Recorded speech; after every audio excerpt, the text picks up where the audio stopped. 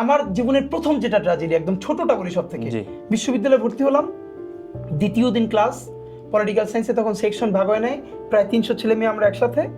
আমাদের একজন ফ্যাকাল্টি, উনি বিভিন্ন প্রশ্ন করতেছে, তো আমাকে একটা জিজ্ঞেস করলো, আমি উঠে বললাম একটা শব্দের উচ্চারণ ইংলিশ, আমি শুদ্ধ করে বললাম। উনি উঠেই বললো, মোল্লা মুন্সি ভুল বলছি, এসব করা যাবে না।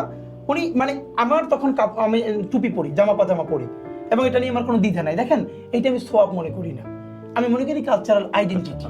এটা মানে এর মানে আপনি প্যান্ট শার্ট পরে আছেন, টি শার্ট পরে আছে, এটা পাপ না। আর ওইটা পড়লে অনেক সোয়াব হবে, ব্যাপারটা এটা না, এটা কালচারাল আইডেন্টিটির ব্যাপার। তো একটু পরে আমার মনটা এত খারাপ হলো, আমার ব্যাগে অক্সফোর্ডের, এটাই বলি তো, অক্সফোর্ডের ইংলিশ টু ইংলিশ পকেট ডিকশনারিটা ছিল।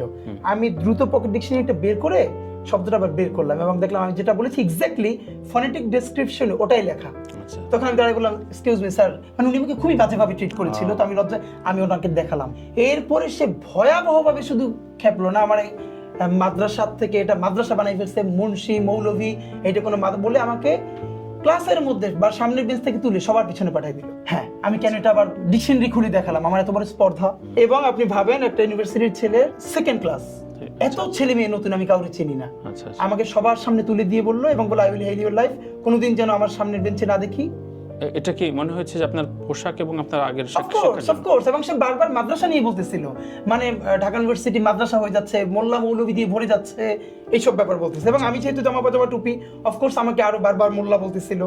আমি ক্লাসটা শেষে আমি পিছনে বসে আছি, আমার মনে আছে আমার কিছু ফ্রেন্ডরা এবং ভিকারুন্নিসার দুটো মেয়ে এসে আমার কিছু বলবার চেষ্টা করতেছিল, এবং আমাকে 2-3টা ছেলে এসে বললো যে তুমি তোমার ড্রেসটা কালকে থেকে চেঞ্জ করে ফেলো। আপনার বন্ধু আমাকে বললো যে আমি জামা পাজামা টুপিতে আছি।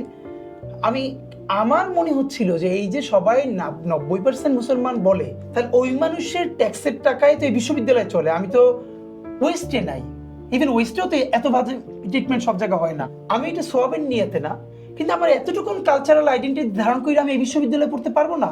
তখন আমি ভীষণ ডিটারমাইন্ড হলাম, পড়লে আমি এই ড্রেসই পরবো, আনলে পড়বো না।